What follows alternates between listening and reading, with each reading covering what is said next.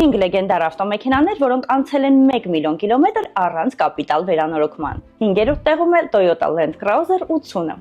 1HZ կամ 1HD շարժիչներով։ Այս ամենագնացները անցել են ավելի քան 1 միլիոն կիլոմետր, պահպանելով իրենց բնօրինակ շարժիչը եւ փոխանցման տուփը առանց կապիտալ վերանորոգման։ 4-րդ տեղում է Chevrolet Silverado-ն իր 5.3 լիտր շարժիչով։ Ավտոմեքենան անցել է ավելի քան 1.5 միլիոն կիլոմետր։ 3-րդ տեղում, որքան էլ որ զարմանալի է, Honda Accord-ն է իր F2 2B շարժիչով։ Ճապոնական ռեկորդակիրը անցել է 1.5 միլիոն